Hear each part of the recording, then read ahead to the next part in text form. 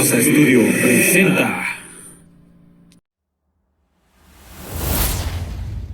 Hola amigos, yo soy Tania, la chica Sonic. Recuerden, formamos parte de Zona Rosa Studio y al día de hoy está un grande de la poesía con nosotros, un gran personaje de donde nosotros estamos, de donde nosotros les estamos llevando para todos y cada uno de ustedes esta bonita entrevista y todo el trabajo que hacemos tanto la chica Sonic como el Inge Ramírez y Rumi para ustedes, desde Tizayuca, Hidalgo. La verdad es que yo estoy muy contenta. Él es el gran poeta, escritor, sí, Jorge Contreras. Entonces, no le cambien, quédense porque tenemos cosas bien interesantes que compartir.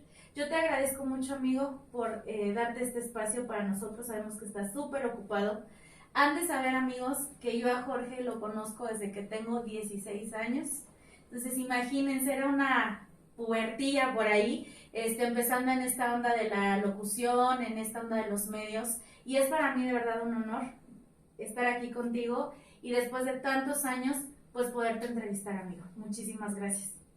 No, pues al contrario, muy agradecido igual y feliz porque hacer estos ejercicios, la entrevista, una cámara, producir en Tizayuca, y siento que se está dando un fenómeno que me gusta mucho.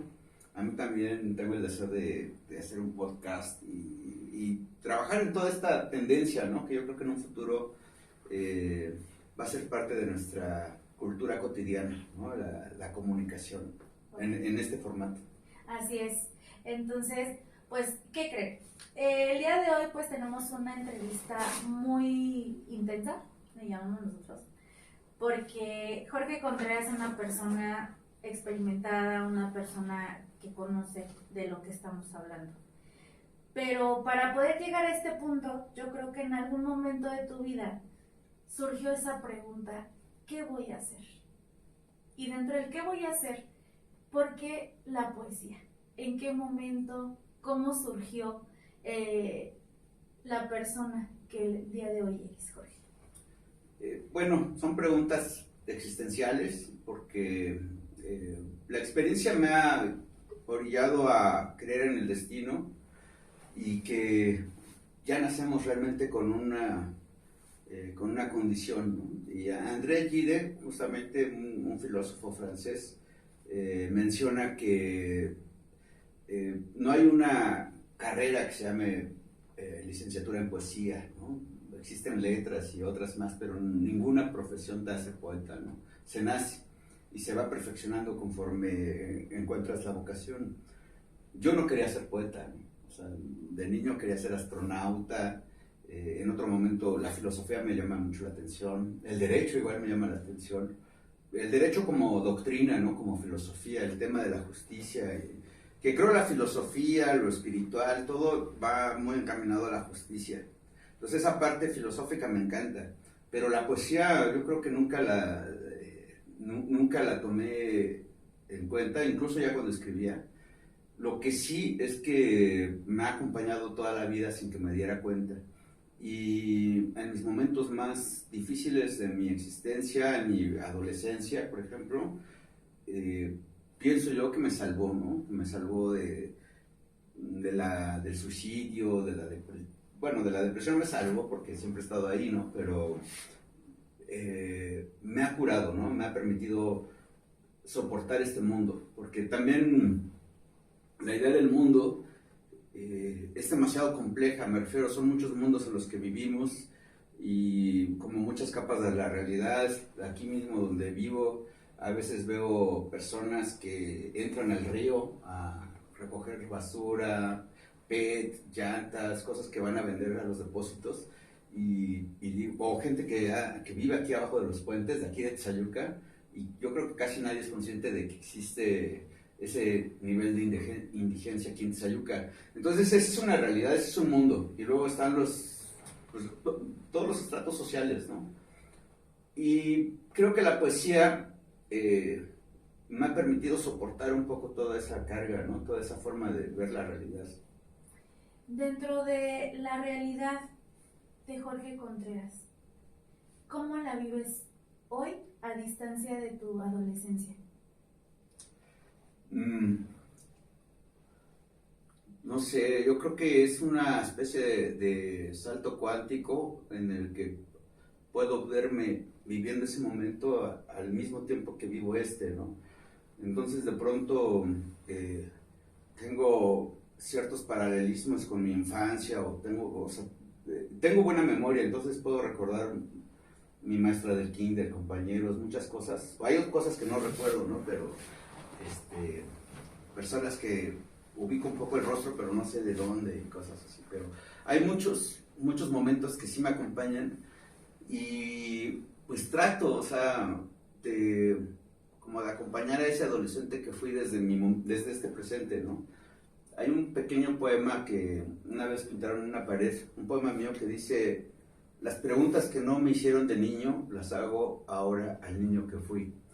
Y hay otro poema que está en mi más reciente libro que se llama Hojarasca, y el poema es La mejor ruta, que se lo dedico a mi hijo. Entonces hablo de que en ese poema hablo de que de algún modo veo un desdoblamiento mío en mi hijo, ¿no? O sea, me veo un poco en él. Aunque él es un ser muy independiente, sí me logro estudiar un poco, tratar de ser el padre que hubiera querido ser, o que hubiera querido que fuera mi padre, en fin, ¿no? Muchas cosas. Entonces trato de acompañarlo en su proceso de crecimiento y también con todo lo que significa su propia experiencia, tratar de que se convierta en un buen ciudadano, en un buen ser humano. Ok, y ahora, ¿qué podrías decirle a la gente? Yo sé que el ámbito de la poesía es muy cerrado, o sea, es como para ciertos grupos, ¿no? Dices tú, los poetas nacen, y hay otros que se hacen con el tiempo. Pero precisamente el tiempo en el que estamos, al que no se le dedica pues tiempo, no hay recursos para poder expandir pues el conocimiento de ustedes, los artistas, los escritores. ¿Cómo lo ves? Que ahora estamos en una sociedad pues un tanto materialista, un tanto superficial, que hace, no sé, unos 15 años, hace 15 años cómo se percibía la poesía y ahora cómo la percibimos, cómo la percibes, cómo observas esos cambios. Pues desde mi punto de vista la poesía no ha cambiado, ¿no? Ha existido desde antes de que existiera la escritura, por supuesto mucho antes del libro, y va a existir después de cualquier cosa. De pronto hay un grupo de escritores que mencionan salvemos a la poesía, y recuerdo un verso de Papasquiaro que dice que la salve su chingada madre, ¿no? Refiriéndose a la poesía. Y digo, pues sí, la poesía no necesita nada, ¿no? O sea, no necesita ser salvada, no necesita ser difundida, no necesita muchas cosas. Incluso le decía a una amiga, yo puedo dedicarme a vender tacos o hacer lo que sea y seguiré siendo poeta, y no es la ambición el publicar un libro, ¿no? O sea, porque la poesía de pronto es, pienso yo, como el kung fu. Busca un perfeccionamiento y no importa lo que haga. O sea, lo importante no es que la gente sepa que escribo, lo importante es lo que sucede conmigo y la poesía, ¿no? Es un camino también. Y es difícil de pronto porque se ha puesto tan de moda el profesionalizar todo, ¿no? Que ahora queremos ser profesionales de la poesía. Entonces, a mí me pasa algo o me pasó algo, ¿no? Con Rodríguez Galván, que pues desde niño me preguntaba quién era Rodríguez Galván, y poco a poco me fui enterando mucho y me convertí en un experto en el tema, digamos, ¿no? Entonces, porque se me hacía injusto que la gente no supiera quién había sido, sus legados, etcétera. Y más siendo de aquí. Sí, sobre todo, ¿no? Y que fue el primer romántico mexicano, mil cosas. Sentía como cierta pena por él, ¿no? Y curiosamente, porque es algo que me ha pasado así, es una contradicción, ¿no? Porque ahora hay muchos que hacen festivales por lo que ganan con un festival, que son relaciones públicas, de que me conozcan en otras partes del mundo, que me traduzcan, en fin. Y yo empecé a hacer el festival no por eso, sino porque no quería que llegara el bicentenario de Rodríguez Galván, que iba a ser en el 2016, que fue, sin que la gente supiera que Rodríguez Galván había nacido aquí y que estábamos celebrando 200 años. Entonces empecé con el festival, igual gracias a Daniel Gutiérrez, que me dio un empujón, ¿no? Que me dijo, vamos a hacer un festival, yo pongo audio y todo, y así empezó el primer festival. Pero la motivación era Rodríguez Galván, no relaciones públicas, ¿no? Y curiosamente, ese esfuerzo pues me ha dado mucho, o sea, me ha dado cierto reconocimiento en el medio, publicaciones, traducciones, en fin, y pues cierta certeza también con la poesía, ¿no? Pero así la veo, o sea, creo que la poesía es y seguirá siendo, aunque nadie la leyera, ¿no? Y qué bueno que, por ejemplo, pienso, no se vende, porque es como de las artes, la más sagrada. Ok, y bueno, dentro de todos estos años de trayectoria, platícale al público cuántas obras tienes, cuántos festivales has vivido, cuántos festivales se quedan en tu corazón, porque yo sé que ninguno ha sido igual. Debe de haber uno que digas, este es como que el top y este es como el que me enseñó, porque a lo mejor hubo muchos errores o hubo algo que no cuadraba conmigo. Bueno, festivales hay muchos, ¿no? Muchos, o sea, me refiero a que he sido invitado, están en los que yo he participado en la organización, pero hay uno que llevo en el corazón, que es uno que se llama Letras frente al mar, en la Guajira colombiana. Entonces, empieza en un lugar, creo que se llama Albania, y luego, bueno, hay un hotel que se llama, la provincia se llama Juan del Cesar, y de ahí hay una caravana hacia Cabo de Vela, que ahí vive una etnia llamada los Wayuu, que hablan el Wayunanqui, y pues es una etnia, no hay luz, y nos quedamos en hamacas. Entonces, esa experiencia me impactó mucho, ¿no? Con los Wayuu, y todas las leyendas populares, ¿no? Que digo, ahora entiendo por qué García Márquez escribió todo lo que escribió, porque sí hay una efervescencia en cuestión de la oralidad, ¿no? Ahí en las comunidades. Ese me encantó la experiencia, ¿no? Más allá de la organización, porque puede ser un festival muy bien organizado, opulento y demás, pero hay otras como momentos, ¿no? Otros que son instantes que te conectan con algo de la, pues no sé, de la magia, ¿no? Pues hay muchos, hay festivales en donde me emborraché, ¿no? Y te digo, sí, no debía haber tomado tanto. Por ejemplo, en Zacatecas, ¿no? Que están las cantinas, pues como deberían ser las cantinas, y entra el trío norteño, y bueno, la verdad es que es muy fuerte la emoción. Saludos a Zacatecas. Sí, no, esos tríos norteños son peligrosos, hacen que el corazón se exalte demasiado, ¿no? Y sin embargo, pues también se lleva en el corazón esos momentos, ¿no? Que no se van a poder repetir porque se vuelve uno abstemio, va uno cambiando en la vida, pero sí son parte de las experiencias. Qué bueno que lo hice. Jorge, ¿cuál fue tu primer libro? Pero antes del nombre, ¿qué te impulsó a crear ese libro? Porque todo artista tiene una musa, todo artista tiene un sueño, y yo creo que los sueños se van multiplicando y las musas van cambiando. Entonces, de ese primer libro, háblanos. Sí, fue en el 1998, que se llamó Parlamento, que la mitad era de un amigo que se llama Gerardo Castillo y la otra mitad mía, ¿no? Entonces creo que eran 8 poemas y 8 poemas. Y el prólogo de otro amigo que se llama Francisco de León, que nos decimos, somos como los abolicionistas fundadores, ¿no? Que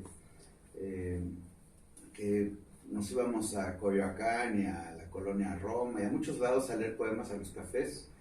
En ese tiempo que vivía allá en la Ciudad de México, donde entré a los talleres de creación literaria en 97, en Causa Joven, después se convirtió en Instituto Mexicano de la Juventud. Pues es un librito que me emocionó, lo hicimos a mano, este amigo y yo. en fotocopias y lo presentamos en distintos lugares y lo vendíamos y éramos felices, como se dice, éramos felices y no lo sabíamos, ¿no? Ajá, ese es un gran recuerdo. Por ahí tengo algunas copias de ese librito. Y luego al año hice otra plaquettes, ¿no? Que se llamó Esbeltez de Vino, que con el tiempo ya no me gustó, la traté de desaparecer, ¿no? Y de ahí pasaron 7 años para publicar uno que se llama ¿Quién soy otro sino tú?, que ya es un libro de unas 120 páginas. Y luego vino otro que era una recopilación de poemas que había escrito como de los 18 años a los 23, 24, que se llama Otro que fui. Y luego otro que se llama Inventario de Caricias, y bueno, de ahí han venido muchos, ¿no? El de Veo un conejo mirarme desde la nieve, que es el que está traducido al italiano. Pero ese primero, pues fue, no sé, como íbamos a los cafecitos a leer poemas, llevábamos un ampli así de esos chiquitos de guitarra eléctrica, un micrófono, y pedíamos monedas, ¿no? Así, entonces queríamos llevar algo para venderles al público, y pues nos habíamos ya hecho amigos de la comunidad artística, por ejemplo, de Coyoacán, de los que tocaban jazz, de los mimos, éramos parte de los artistas locales. Algo curioso, que cuando me reúno con los amigos de aquel entonces, que nos queremos como hermanos, es que cómo han cambiado los tiempos, porque en ese tiempo no había otros que estaban leyendo poemas, o éramos así de los poquitos. Y ahora dicen, levantas una piedra y sale un poeta, ¿no? Digo, toda la revolución que generó las redes sociales ha sido increíble, para bien y para mal, ¿no? Porque ahora, digo, ya no me dan muchas ganas de salir a leer como en esos tiempos, aunque me encantaba, ¿no? Ahora me interesa más leer y descubrir cosas, escribir, editar libros también. Ok, y bueno, pues comentabas de este libro que está traducido en italiano. Quiero pensar que hubo un antes, un durante y un después. El durante, ¿cómo lo viviste? Y el antes, así fue como, a ver, Jorge, tu obra la vamos a traducir al italiano. ¿Cómo fue? ¿Cómo te enteraste? ¿Cómo fue ese proceso? Y cuando te comentan, a lo mejor tuviste que hacer un viaje, se pospuso, y después de, ¿hace cuántos años se publicó este libro? Me parece que en el 2018 o 2017. Entonces, si estamos, que fue el 2017, un aproximado, después ya de 6 años, ¿cómo lo vives? ¿Cómo te sientes? Yo creo que los artistas que nos están sintonizando, que nos están viendo, músicos, poetas, oralistas, muchas cosas, artistas del graffiti, del tatuaje, de todas las artes visuales también auditivas. El hecho de que a ustedes se les reconozca, y yo creo que también a un poeta, el que te digan, tu libro se va a traducir en un idioma que a lo mejor no conoces, que a lo mejor has escuchado, que no lo hablas, ¿qué se siente? Yo creo que esa es la pregunta que todos los nuevos artistas te harían. ¿Qué se siente? Bueno, yo prácticamente nada, ¿no? Porque padezco una especie de depre que se llama anedonia, que es la falta de placer, ¿no? Entonces, por ejemplo, la UAM Xochimilco me pidió un libro hace más de un año porque me quieren publicar un libro y no les he mandado archivo, ¿no? Visor, que es una de las más grandes editoriales de España, o la más grande, también tengo un libro prometido con ellos y no les he enviado el archivo, porque quiero seleccionar los poemas y, o sea, ya debía haberles enviado un libro, igual a la UAM, ¿no? Entonces hay amigos que me dicen, ¿y por qué? O sea, necesitas ser más ejecutivo en esas cosas. Y porque no me genera así, incluso ganando un premio, no me genera emoción. He tratado por terapia, por ejemplo, celebrar, ¿no? Que cuando pasa algo bueno, celebrar y decirle a los amigos, ponerme contento, publicar en las redes sociales, pero como por terapia, o sea, una especie de coco wash, ¿no? Lo que sí es que reflexiono en torno al libro. Primero me doy cuenta que se lo debo mucho a Rodríguez Galván, a Dios, por supuesto, y a Rodríguez Galván, y por eso creo que hay un destino en el que uno no puede como que escapar, ¿no? Estaba ya escrito, ¿Y por qué a Rodríguez? Porque cuando se le entrega la presea a Marco Antonio Campos en el 2016, que es yo creo el máximo experto en Rodríguez Galván aquí en México, me escribe Fernando Tola de Javich, que vive en Mallorca, en España, y él fue uno de los que generaron todo el estudio para rescatar la obra de Rodríguez Galván. De hecho, hay una biblioteca en Puebla que lleva el nombre de Fernando Tola, es un escritor ecuatoriano, pero que vive ahora en España y se dedica a estudiar a Cristóbal Colón. Eruditos, o sea, gente muy sabia, ¿no? Entonces me escribe y me felicita por el esfuerzo por rescatar a Rodríguez Galván. Marco Antonio me dice, has hecho algo que parecía imposible, ¿no? Que es resucitar a un muerto. Y me abren las puertas, o sea, de pronto me escriben pues muchos escritores de ese nivel ofreciéndome amistad, ¿no? Y yo tímido, sintiéndome poca cosa, en fin, ¿no? Todo eso, porque sensible. Pues empiezan a pasar cosas, ¿no? Y bueno, pues me publicaron también en Argentina, en Marruecos, al árabe, y me empezaron a publicar, ¿no? Así traducir un poema, al inglés, por supuesto, y a varios idiomas, no sé, van como 15 idiomas que me han traducido algunos poemas, o sea, no muchos.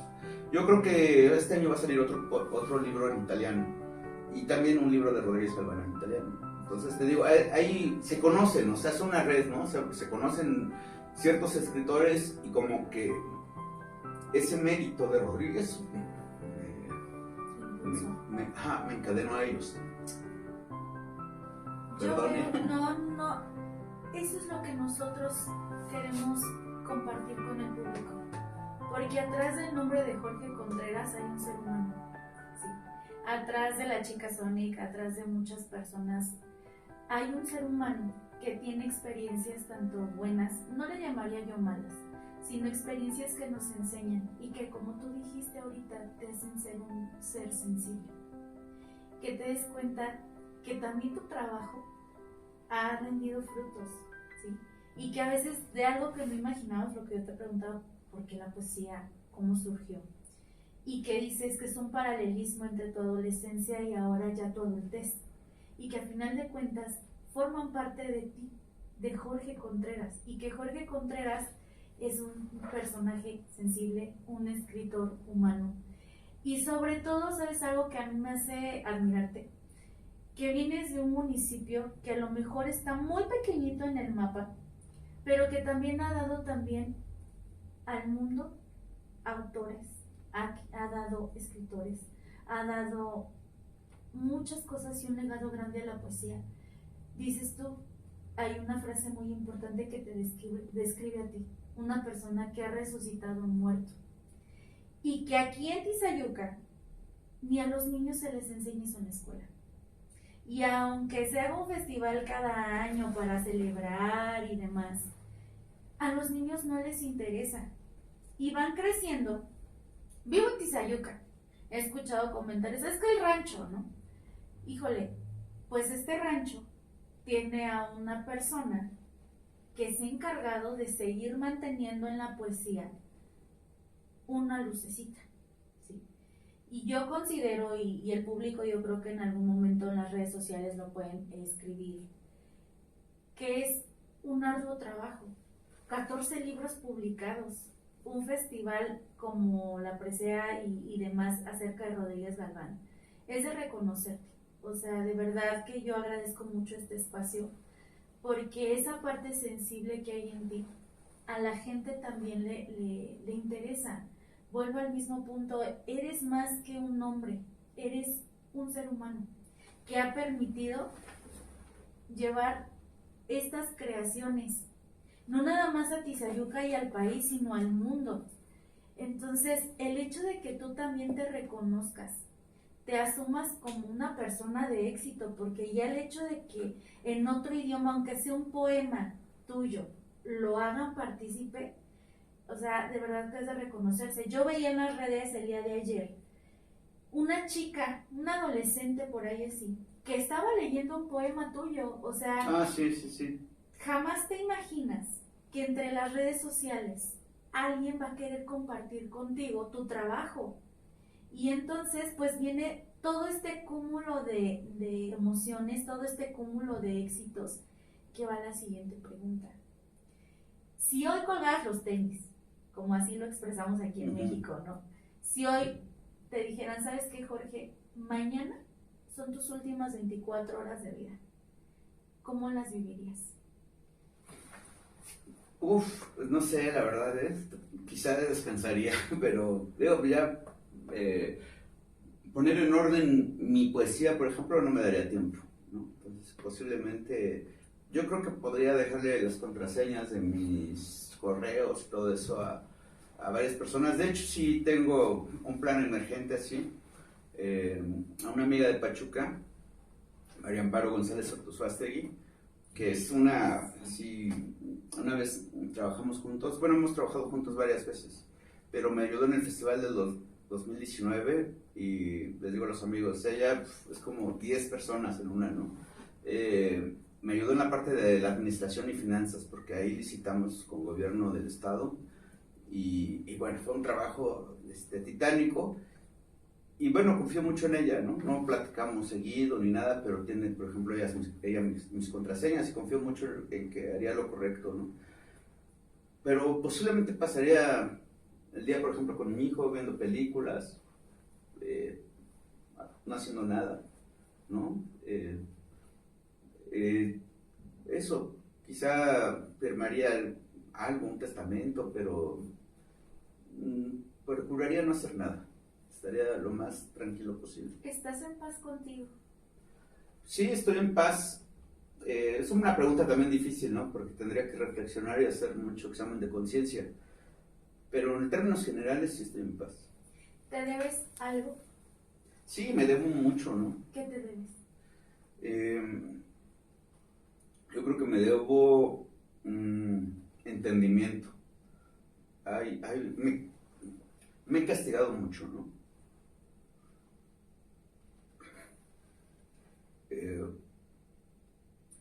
Hay una parte, no sé, de pseudociencia que me gusta mucho, que es la biocodificación. Entonces, tengo eso el tema de la biocodificación. Tengo una hernia, ¿no? Fuerte. Tengo varios males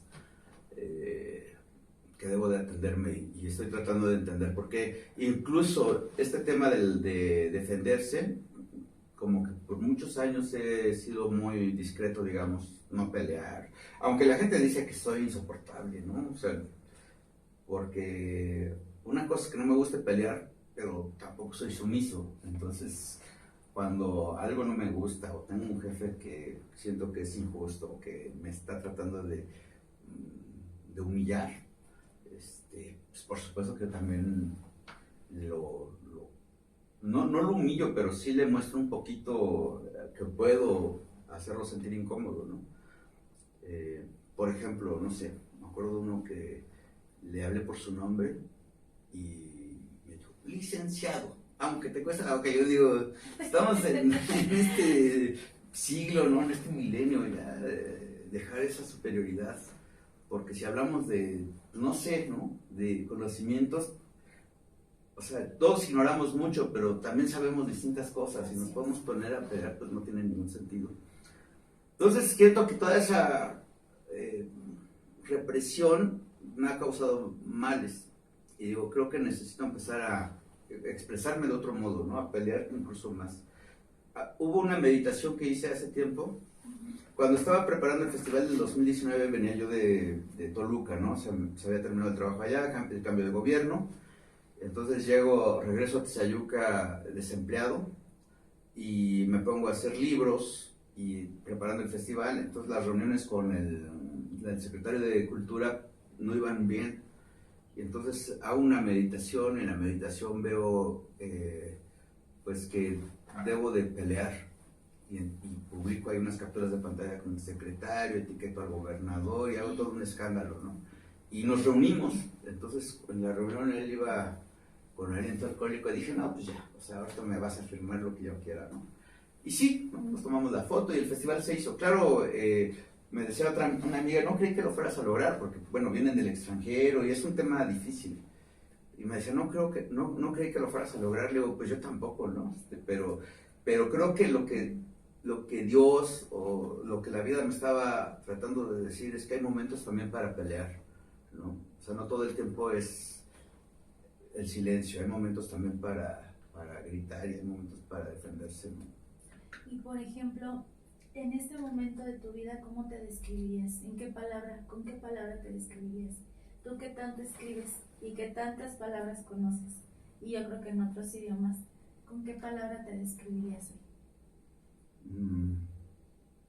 Maduro. Maduro, ok. Y bueno, pues háblanos, ¿cuántos? Yo te comento, son 14 libros, pero ¿cuál de todos ha sido el que más te ha costado trabajo? Bueno, aquí hay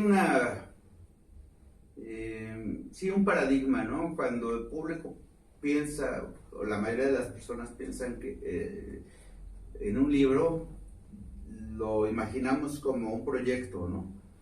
Y muchos de los escritores de poesía hoy escriben así, con proyectos, sobre todo los que concursan pensando en un libro con una temática totalmente redondita, ¿no? Con un hilo conductor. En mi caso, generalmente, casi, o sea, siempre he escrito suelto. O sea, me refiero, hoy tengo ganas de escribir sobre este tema o me llama la atención cierto tema y escribo ese poema. Incluso se ha debatido mucho eso de que el poema como una obra completa. Entonces lo que he hecho es recopilar poemas, ¿no? De pronto junto cierta serie de poemas que hablan de un tema parecido. El de hojarasca, por ejemplo, es porque son poemas sueltos como la hojarasca. Entonces junté poemas que no había publicado en otros libros y los publiqué, ¿no? Recientemente sí he tratado de meterme a un solo tema como el de la inteligencia artificial que se llama Wi-Fi Sherezada. Entonces pues ya ahí sí ya es un tema más redondito, ¿no? Pero ahorita también me estoy metiendo ya a otras áreas como la historia de Tizayuca. Entonces he estado investigando mucho sobre el río Papalote, los antiguos mapas. ¿Por qué se llama Papalote? Bueno, Papalote viene del náhuatl papalote, ¿no? Que significa mariposa. Pero no es por la mariposa, sino es por lo que significaba la mariposa. La mariposa era un símbolo del fuego. Entonces, para preparar la tiza, calcinan la piedra caliza. Y aparte, se dice que había, donde está la iglesia, un teocalli a la diosa Tochi o Tosi, y así, la gran abuela, entonces, o la diosa abuela, diosa de las medicinas, etcétera, ¿no? Entonces, de las parturientas. Y me entero hace poco, así por comentarios, ¿no? Cosas que de pronto no están en los libros, sino que sigue estando en la tradición oral, que tochis les llaman a las piedras, al rojo vivo que meten en los temazcales. Entonces, bueno, digo, tiene mucho sentido que Papalot, o sea, la mariposa, sea el fuego que hace arder a las tochis, ¿no? Aparte también había una diosa llamada Itzapapalot, que es diosa de la regeneración, ¿no? Como la mariposa se transmuta, ¿no? La oruga en mariposa. Entonces es una diosa de la regeneración y de la regeneración sobre todo. Que es un tema súper interesante. Por ejemplo, recientemente hay un festival que se llama, es el Día de Muertos, pero le pusieron Mictlantecíhuatl, y yo no estoy de acuerdo con ese nombre, ¿no? Porque es una deidad del inframundo, digamos, algo demoníaca, por ponerlo en una cultura cristiana, ¿no? Pero es una deidad, digamos, del inframundo, que no me gusta porque hay un poeta, Homero Aridgis, que decía que cuando desenterraron a la Coatlicue era como desenterrar a Drácula. Entonces, dice, lo que la gente no se da cuenta es que sí tienen su cuota de sangre, ¿no? Exigen su cuota de sangre. Entonces, yo escribí por ahí un texto de que no me parecía lo más correcto ese nombre. Me parece mejor el de Itzapapalot, que habla de la regeneración y también es una deidad de la muerte, pero que va hacia la vida, ¿no? Oye, ¿y no será porque a lo mejor tú te identificas con esa parte de ti? O sea, en ese proceso de la mariposa. La vida, tú lo acabas de comentar hace rato, Dios, etcétera. No es casualidad que vivas frente a ese río. Y no es casualidad que a lo mejor con la palabra que te identificas, que es maduro, como que una conexión energética, una conexión holística, y que pues a lo mejor tiene que ver mucho con esta parte de Jorge Contreras en el proceso como ser humano, como poeta, como muchas cosas. Bueno, sí, hay muchas cosas. Donde vivía antes es por el Santander, ¿no? Vecino de la presidenta. Vivimos, bueno, ahí las casas están pegadas. Ajá. Y se me hacía muy curioso porque, bueno, Rodríguez Galván nace de este lado del río. El barrio se llama Atempa significa junto al río. Entonces, toda esa franja, pues he visto que han nacido varias personas interesantes, ¿no?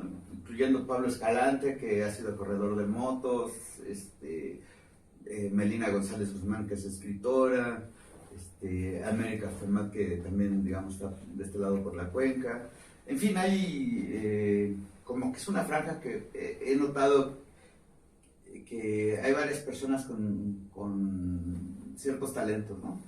Y digo, bueno, ¿qué será, no? La cuestión energética de la geografía. Y cuando me mudo acá, pues sí tengo un interés de caminar más el río y de verlo todos los días para encontrar cosas, ¿no? Esta parte es un canal artificial, ¿no? Que es de la cuenca y que pues contamina con todo el estiércol, contamina al río. Incluso le pregunté recientemente al ayuntamiento de que si alguna vez la cuenca ha pagado algún impuesto o ha hecho algo por Tizayuca, por el uso de ese canal, ¿no? Porque, digo, yo creo que pues ni han hecho nada, ni han pagado nada y siguen contaminando totalmente el río. Cuando llueve, por ejemplo, son cosas que te decía, por ejemplo, los indigentes, ¿no? Que pues no es muy visible para la mayoría del mundo, pero cuando llueve pasa el agua clarita, de este lado, ¿no? Ya cuando se contamina de este lado ya todo se ensucia, pero hay una parte que pasa el agua clarita en ciertos días y digo, qué maravilla, se puede salvar, o sea, el río se puede salvar. Incluso luego he metido fotos a la inteligencia artificial para editar y poner ahí cómo se vería con más cuidado. Incluso no se me hace tan difícil poderlo rescatar, ¿no? Creo que con un poco de voluntad política, interés, todos lo podríamos hacer. Bueno, pero sí, no es casualidad. No, entonces, pues miren, la verdad es que... De hecho, ahí tengo un poema que le dedico al río. A ver, Aquí. si gustas compartirnos algo. Sí, yo creo que el río el río es el que le da origen a Tizayuca. O sea, si nosotros nos transportamos en el tiempo y nos imaginamos a los nómadas que eligieron Tizayuca como un lugar de residencia, porque luego hay debates de que si Huitzila o Tepojaco, en fin, digo, pues es que está sencillo, ¿no? En esta parte del río, en el centro, el río circula de oriente hacia occidente, ¿no? O sea, de donde sale el sol hacia donde se pone. El mismo transcurso del sol, en esa parte. Entonces, pudieron elegir como centro esta parte donde va de norte a sur, pero la cosmovisión no es así, ¿no? Es mejor seguir la ruta del sol. Y justo en esa parte donde lleva la ruta del sol, pues se erige, digamos que el centro económico de Tizayuca. Digo, en esa lógica de los antiguos, creo que está fácil deducir que es el río, aparte, pues, el eje de la economía, fácil transportar, por ejemplo, la cal hacia la México-Tenochtitlan a través del río, porque la gran laguna de Texcoco pues llegaba aquí a 10 kilómetros de distancia, capaz que hasta más cerquita, ¿no? En días de lluvia. Entonces, bueno, creo que tiene un espíritu y que el río es muy importante, sagrado, si lo vemos desde esa cosmovisión, ¿no? Y a ver, déjame ver dónde está el Vamos a ser espectadores de la lectura de un poeta leyendo su propia poesía. Dice río. Soy un río sagrado en el que han tirado basura. Venía del oriente y desembocaba en occidente. Junto a mí construyeron pirámides. Los profetas hacían abluciones. La luna se bañaba por noches. Había peces. Una ribera de frondosos árboles. Sauces tocaban mi corriente. Heráclito no se equivocó. Nadie en el mismo río. Yo era un río enamorado de la transparencia. Me hubieras visto entonces. Te habría recibido desnuda en mi corriente. ¡Bravo! Bueno, leí la versión en español. En español, está en italiano.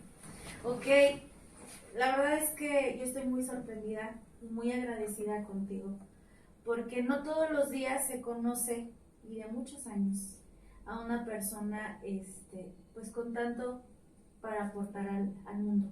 No nada más es al municipio, no nada más es a la familia, es al mundo.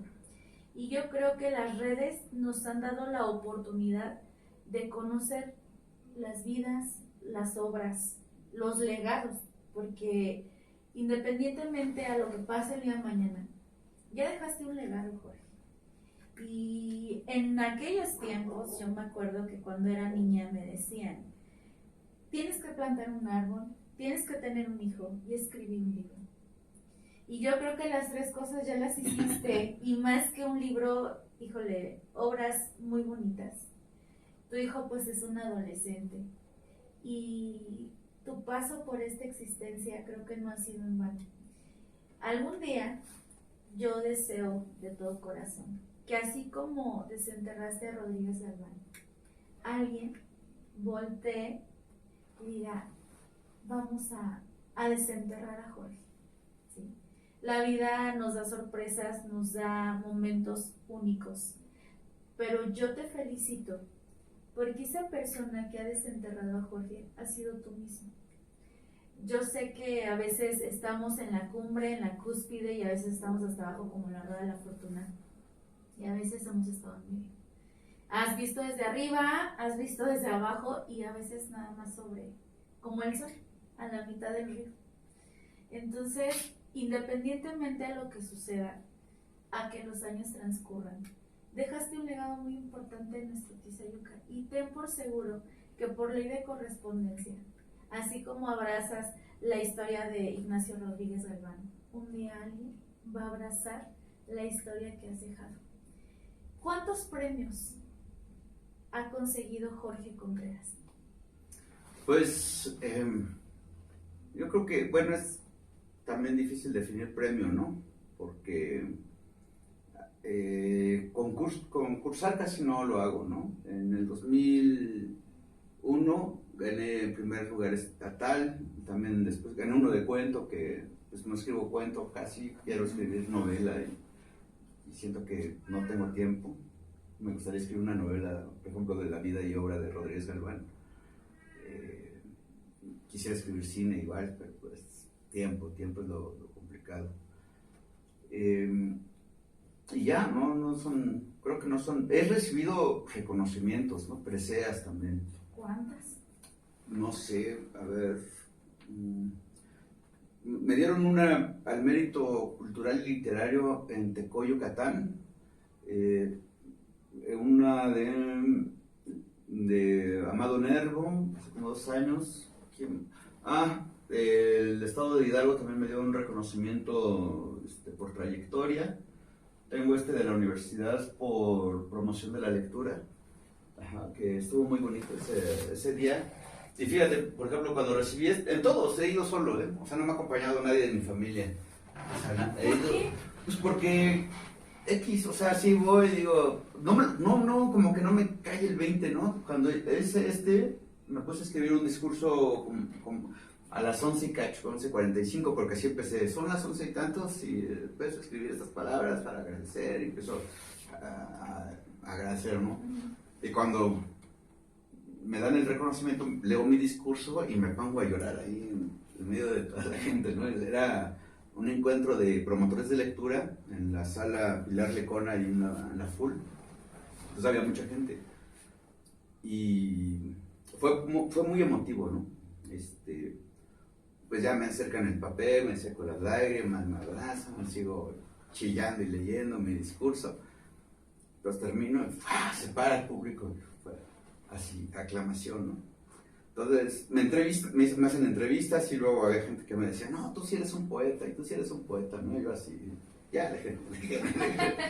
No, sí fue muy emotivo, ¿no? El de Tecó, Yucatán también estuvo muy bonito. Pues he recibido varios. Es que por ahí me dieron uno de República Dominicana. En Cuba, en el 2018, fui presidente honorario del Festival Internacional de Poesía de La Habana, junto con Gioconda Belli, que es una de las grandes poetas de América. Y pues se me olvida, yo creo, ¿eh? Ajá. Ese es el de poesía. El de Huixilihuitl, que es del ayuntamiento también. Ahí está el de Yucatán. Y pues igual me han dado reconocimientos del extranjero así vía remota, ¿no? Y como, o sea, yo lo percibo así, sí te ha emocionado, entonces no eres el diagnóstico que te dieron, porque te sensibilizas, o sea, ¿cómo lo externas? ¿Cómo lo vives? Porque yo desde fuera te puedo decir, eres un ser humano común y corriente y sientes, te emocionas, la parte de la nostalgia, sí la vives. Sí, pero no, o sea, la de anedonia, es como el placer. O sea, no el placer es como... cuando ajá. te digan Jorge y Sí. ves a todo el mundo ahí de innovación, Ajá. dices, sí. No, me da gracias, pena, bye. me da así como vergüenza, ¿no? Me da así ¿Pero como por que... qué? Pero sí lloro, o sea, me emociono porque sí me emociono. A lo mejor tu manera Pero de es- vivir el placer es así, no como algunos que a lo mejor cuando nos echamos unos taquitos de suelo, que ya ahorita nos vamos a cenar. Sí, no sé, la verdad, ¿eh? O sea, no, cuando he tomado... Estoy pensando en antidepresivos, pero... No, sí he tenido momentos felices, ¿no? Que digo, o sea, esto es lo que yo debería de sentir siempre. ¿Cuáles han sido esos? Por ejemplo, cuando nació mi hijo, ¿no? O sea, es muy, muy fuerte, ¿no? Me acuerdo que había arcoíris, como hace rato, ¿no? Que había arcoíris. Y lo vi a su mamá a él, ¿no? Y ya me agarró la manita y lo levanté porque ya había leído así, bueno, desde los aztecas, ¿no? Que los levantaban y les decían unas palabras, pero nada más que las palabras que decían los aztecas no me gustan, porque decían vienes a sufrir, no sé qué. Entonces, le dije varias cosas al oído. Le dije poesía, varias palabras sagradas, ¿verdad? Entonces, pero le dije poesía. Y sí fue un momento muy, muy, muy feliz. ¿Y qué otro? ¿Qué otro momento?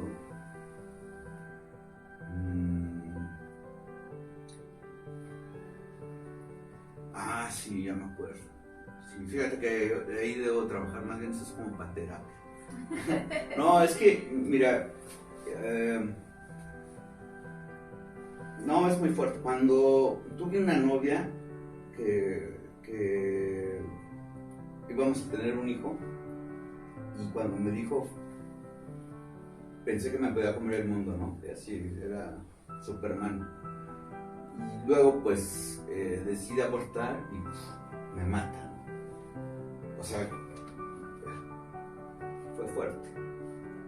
Porque, bueno, ya me había emocionado mucho, ¿no? Entonces, el contraste fue, yo creo que ahí es donde debo trabajar bastante.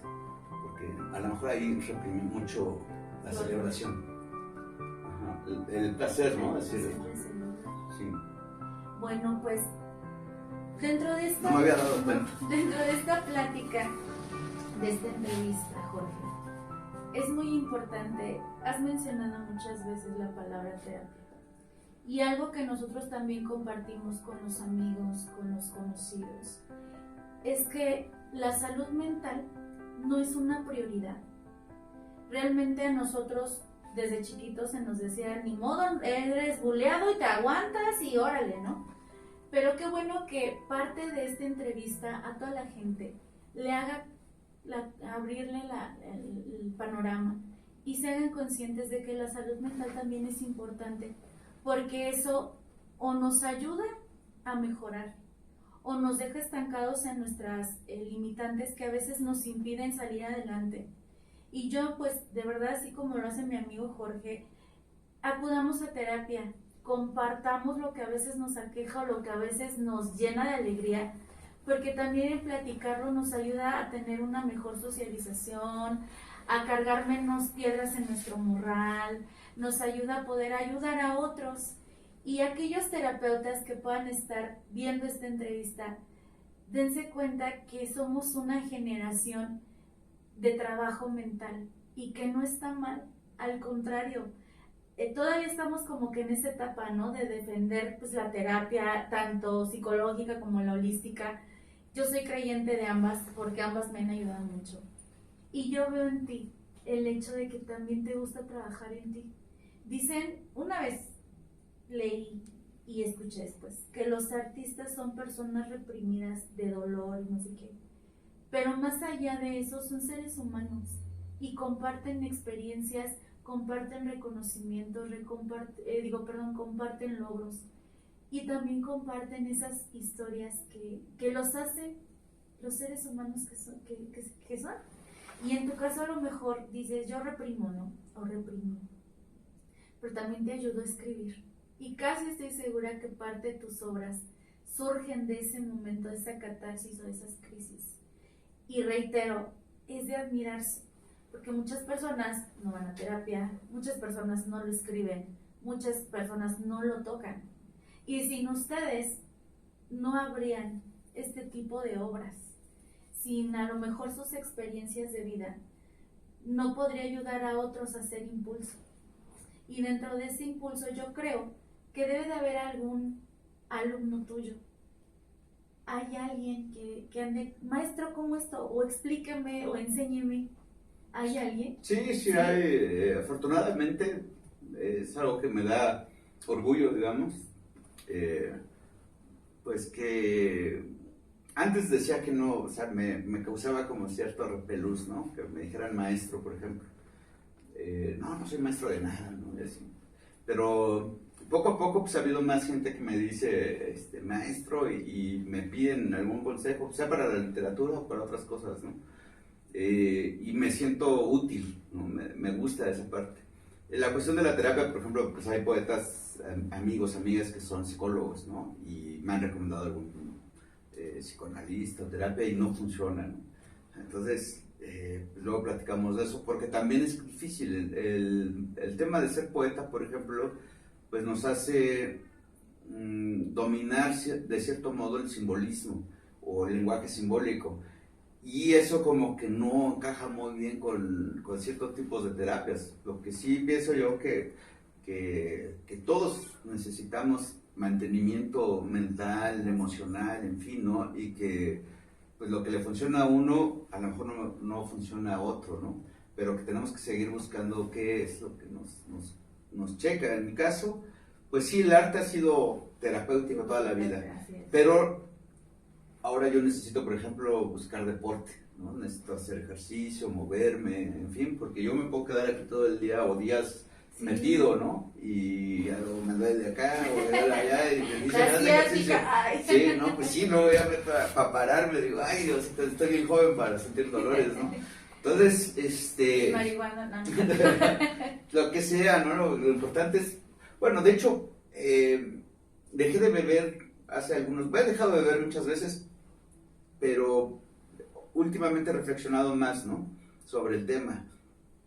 Hay un psiquiatra que he seguido en TikTok, que me gusta mucho todo lo que aporta, porque me ayuda a comprender también más, ¿no? Y digo, bueno, él menciona que ciertos factores, por ejemplo, del alcoholismo o de los que beben, puede ser una especie de automedicación.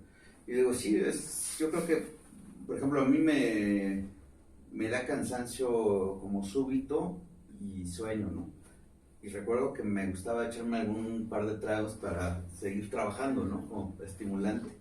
Entonces, ahora que no bebo, digo, y puedo excederme de café, pero luego me da insomnio. Entonces, hallar el punto de equilibrio está difícil, ¿no? Digo, para no hacerme daño, pues. Pero sí entiendo que a veces nos enfermamos justamente por buscar una especie de automedicación en sustancias o no sé, incluso hasta en codependencias, ¿no? Así es. Y por ejemplo, Jorge, hablando de codependencias, soltero, viudo, casado, divorciado. Estado social, no civil, perdón. Sí, pues el estado sí, es que es igual, se supone que nada más hay dos estados civiles, ¿no? Que es soltero y casado, entonces en ese sentido soy soltero, pero muchas veces exigen aclarar, ¿no? Entonces soy divorciado. Eres divorciado. Y ahorita hay alguien con quien compartas, porque tú decías hace rato, todos mis reconocimientos, mis premios, mis logros, los he ido a recibir solo. ¿Ha habido alguien que ha querido compartirlo contigo, pero que tú le has dicho, sabes que no? ¿O de plano dices, yo solo y estoy mejor? ¿O no has compartido, no ha habido con quien compartirlo? Pues no, bueno, cuando era casado, sí había como que le gustaba a la mamá de mi hijo como esa parte, ¿no? De la farándula. Y a mí igual me gustaba, ¿no? Que me acompañara. Incluso fui a un festival en Cuba, ya casado, y no lo disfruté porque digo, wow, o sea, me encantaría que viniera conmigo, ¿no? Entonces, el ir a los festivales solo y todo eso, como que no me agrada tanto. O sea, veo a otros poetas que van con pareja y demás, y digo, así quisiera, ¿no? Pero también ahora como que digo, a lo mejor y voy a ser de esos solterones, ¿no? Porque soy muy difícil. O sea, me intolera muy fácil mucha gente. La otra vez, Marta, ¿te acuerdas de Marta? De allá me la encontré, ¿no? Y me decía ella, Saludos. me dice que me hace como un análisis, ¿no? Me dice, tú eres como de los que les gusta trabajar solo y que no soporta mucho a la gente. Pero sí, yo así soy. Me gusta trabajar solo porque pues soy lector. Entonces las conversaciones las leo, las analizo. Entonces si estoy escuchando algo, el chisme, si estoy escuchando cualquier cosa, me altera, ¿no? Me fastidio. O si están hablando mal de alguien, me pongo mal, ¿no? Entonces me gusta más en mi ambiente, poner mi música, poner incluso audiolibros o meditaciones o cualquier cosa que me interese, pues, ¿no? ¿Y cuál es tu música favorita? De todo, o sea, escucho de todo, incluso escucho sonidos de los planetas, ¿no? Puedo estar un buen rato escuchando cómo se escucha Júpiter, por ejemplo, cosas raras, o sea, puedo poner audios de el canto de los grillos en un sonido expandido, frecuencias, pero igual puedo estar escuchando jazz, blues. Ayer estuve un buen rato escuchando versiones de esa canción norteña de Mi Tesoro, que cantaba Cornelio Reina, Ramón Ayala, un montón, ¿no? Y digo, pues, hay una versión de esa canción de Mi Tesoro con esta mujer, Santa Cecilia, creo, una veracruzana, muy buena versión. Pero aún así, mi favorita de todas esas es la de Cornelio Reina. Y escucho de todo, ¿eh? O sea, de todo. Yo creo que lo que menos he escuchado es reggaetón. Pero en Cuba escuché algo que le llamaban allá hace años, te hablo del 2008, que le llamaban cubatón, ¿no? Y yo veía a los viejitos así de 80 años bailarlo, o sea, todo el mundo, y era una música súper genial. O sea, no era la letra que lo ha desprestigiado, ¿no? Sino había más imaginación, ¿no? Y bueno, pues la música brasileña igual de todo, el rock argentino, de todo, folclore, de todo escucho. ¿Y con qué canción dices, esta canción me describe o esta canción me identifica? Así que dirías, yo soy esa canción, yo soy esa letra o yo soy esos acordes. Ay, caray, qué difícil.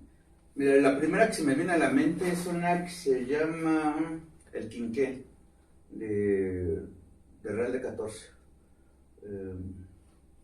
Pero no me acuerdo cómo va la letra.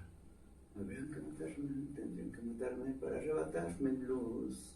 Mi dolido corazón se refugia en su exterior, no me acuerdo. Pero sí, el quinqué podría ser una de las letras que podrían definirme. ¿Qué comida es tu favorita? El mole verde de mi mamá. Ajá, sí. O sea, digo, el mole verde de la región me encanta.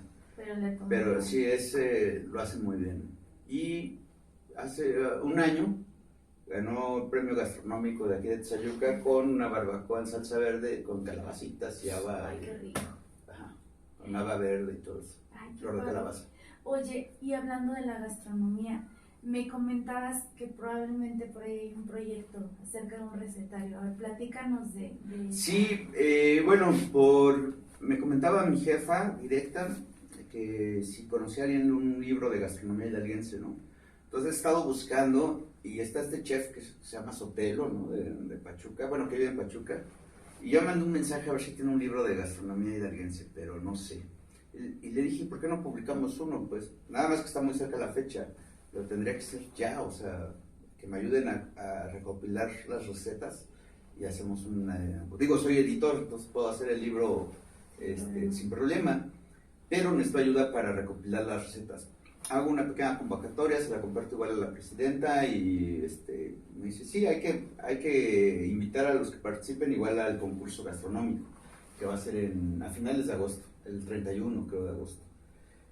Entonces, bueno, más allá de que si lo logro para la fecha, porque ya quería hacer un recetario de mi mamá, ¿no? El problema, y que lo pongo ahí en la convocatoria, si no pueden enviar la receta en texto, pues que vayan a las oficinas o que contacten a alguien para transcribirla, porque mi mamá, por ejemplo, no usa la computadora y todas sus recetas están a mano, entonces debe de haber ayuda para pasarlas en limpio. Y mucha gente que tiene recetas, pues no son los jóvenes, ¿no? O sea, sí, pero la mayoría son las mamás, sí, la abuelita, los abuelitos. Claro, y va a ser a mano, o incluso dictado, pues, o en audio. Sí, porque hay gente, por ejemplo, para las sierras, hay gente que no sabe leer y que no sabe escribir. Entonces, imagínate. No, pero aquí mismo en Tezayuca, pues. Pero tiene que ser nada más aquí. No, puede ser de cualquier lado. Pero de Hidalgo. De Hidalgo, pero me refiero, sí hay un interés de hacer un recetario de aquí de Tezayuca. Pero mi mamá, o sea, digo, nunca la he visto en la computadora, ¿no? No, está con el celular, eso sí, todo el tiempo. Pues entonces a la gente que nos está viendo, si es de aquí de Tezayuca o de Hidalgo, pues pónganse en contacto con Jorge Contreras y háganle llegar una receta. No importa, ya lo acaba de decir, si no pueden escribirla, inclusive un audio, ¿sabes qué? Vamos a dejar sus contactos, sus redes sociales, y ya por eso se contactan y les da su personal. Vamos a contribuir a la historia de Hidalgo, porque yo sé que los recetarios, pues al igual que las leyendas como La Llorona, con la carreta y demás, pasan de generación en generación. Y qué bonito sería que a lo mejor una de las recetas de la abuela pudiera estar en este recetario originario de Tezayuca y que se pudiera hacer llegar pues al municipio de donde son originarios. Entonces vamos a dejar esa convocatoria también abierta a la gente bonita que nos está observando y que lo pueden compartir, ¿no? Además también es poesía. Sor Juana Inés de la Cruz escribió un recetario, cocina obviamente ahora barroca, ¿no? Pero muchas recetas se le deben a Sor Juana Inés de la Cruz. Entonces, la gastronomía es poesía pura, ¿no? O sea, digo, y hay cosas que ya se perdieron, que ya están olvidadas. No sé si conociste el tlecal.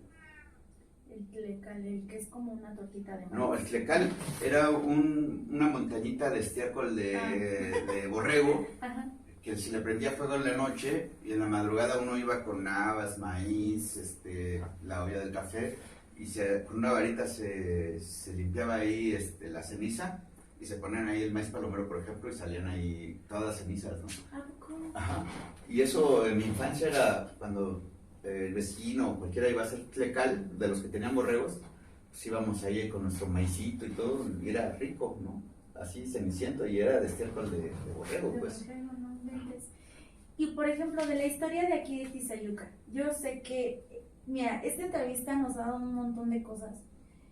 Te vamos a volver a invitar. Cuando quieras. Porque hay mucho que aportar. O sea, yo llegué aquí de la Ciudad de México y precisamente de por allá. pues no hay cosas ni personas que nos puedan decir este tipo de vivencias y de experiencias.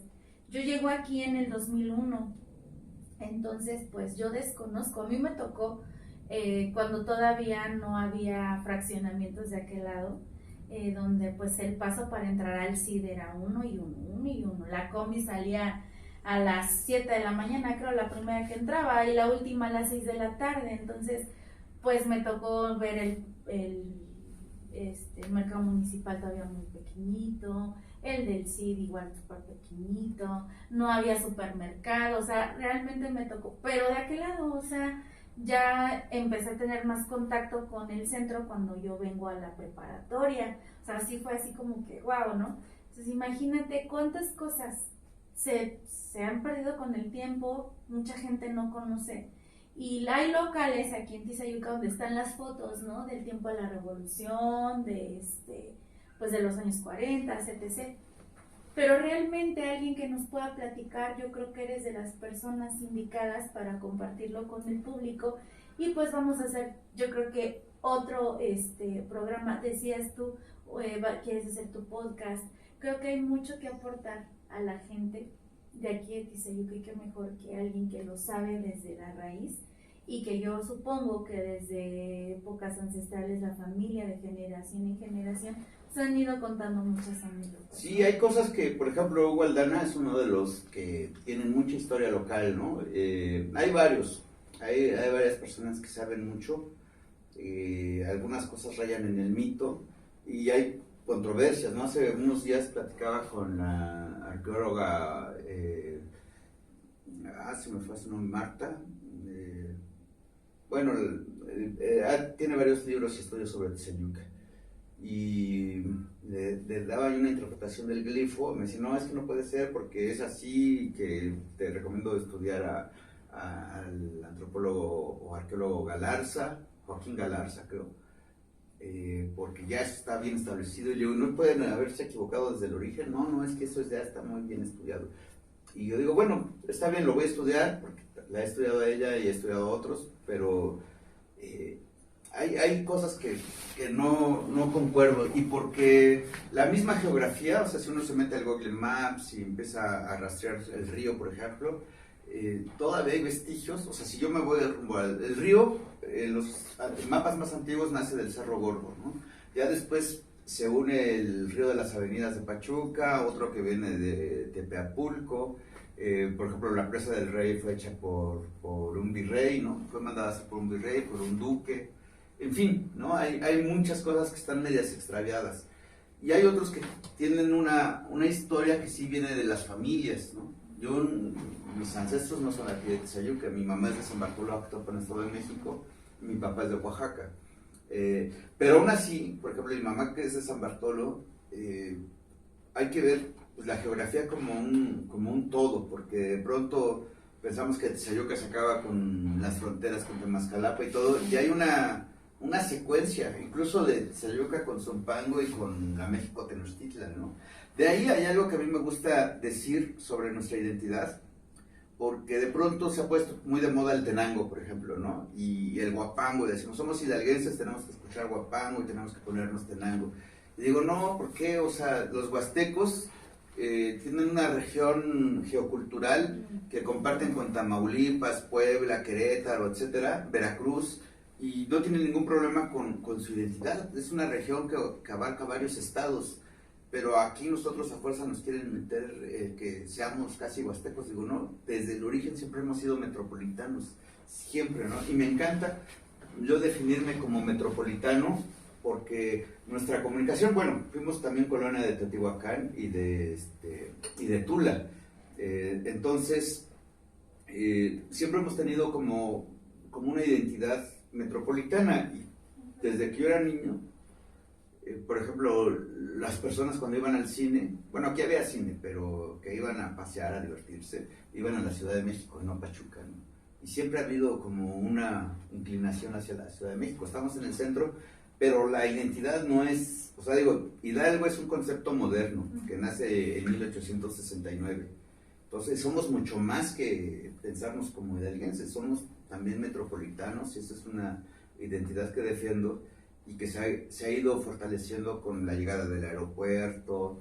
Entonces, me ha pasado, ¿no?, en administraciones pasadas que en Zumpango me piden poetas cuando llega el festival para ir a leer a la cárcel o algún espacio. Y si no, porque es Estado de México. ¿Y qué tienen, pues? O sea, si los piden en Tecámac, en Temascalapa, pues exactamente, somos una región, ¿no? Y yo no veo muy bien aislarnos porque nos divide una frontera, o sea, somos también una región. Pues con toda esta información, con todas estas ideas, con toda esta creatividad, ¿qué más te gustaría compartir con la gente? Pues bueno, hablando de historia, el 25 de este mes, el 25 de julio, bueno, hoy, no sé, el día que se transmite la entrevista. Hoy 25 de julio. Es aniversario luctuoso de un personaje revolucionario que es Daniel Rodríguez López, que fue asesinado en la hacienda de Casablanca, aquí en Tizayuca, y él recibió una condecoración del presidente Madero, era amigo de Zapata, y bueno, peleaba por la revolución, ¿no? Y murió aquí, y es un héroe que prácticamente está desconocido. Y también es aniversario luctuoso, 181 años de Ignacio Rodríguez Galván, por lo que, bueno, hay lectura de poetas, ¿no? Van a leer su poesía en el Jardín del Poeta, un arreglo floral, un poco de convivencia por la noche ahí, ojalá podamos poner karaoke, pero la idea es que quitar como lo solemne de los eventos poéticos y decirle a la gente que también nos divertimos, ¿no? Y que también cantamos y también bailamos, y que pues el Jardín del Poeta, un espacio que a mí me encanta, ¿no? Gracias a nuestra presidenta municipal, Susi Ángeles, que pues tuvo esta iniciativa de honrar a nuestro poeta, y que pues hasta ahorita creo que es el único Jardín del Poeta en el país, ¿no? Hay un paseo de los poetas en el bosque de Chapultepec, hay bosques de poetas en varias partes del mundo, como en Macedonia, en Argentina, y aquí que apenas es una semillita en el bioparque, ¿no? Pero el Jardín del Poeta creo que dignifica mucho este legado de Rodríguez, y yo veo pasar allá a la gente y tomarse fotos con el busto. Entonces ha tenido más éxito aquí, que tiene su jardín, que enfrente del ayuntamiento, que también tenía un espacio, pero que le crecía la hierba y todo, y como que nadie lo pelaba. Creo que acá se ha redignificado mucho el espacio del Jardín del Poeta, pues quedó bonito además. Está padrísimo, gente de Tizayuca, cuando vengan, pues admírenlo, cuídenlo, procúrenlo. Y la gente que nos ve de fuera, les hacemos la atenta invitación de que no nada más es una cuenca, de que no nada más es un municipio pequeño, sino que hay espacios que se dignifican de personajes que existieron aquí para el mundo. Entonces, Jorge, pues muchísimas gracias por esta entrevista, por este momento, y que perdure para siempre. Esta entrevista creo que ha dejado mucho en mi persona, espero que también en la tuya, y que podamos seguir haciendo colaboración, porque hay mucho que aportar. Entonces, a nombre de todo el equipo de Zona Rosa Studio y a nombre de toda la gente que vio esta entrevista, muchísimas gracias. No, pues gracias a ti, gracias. Entonces, gente maravillosa. Yo soy Tania, la chica Sonic. Recuerden seguirnos en nuestras redes sociales, Zona Rosa Studio, y pues aquí estamos. Muchas gracias.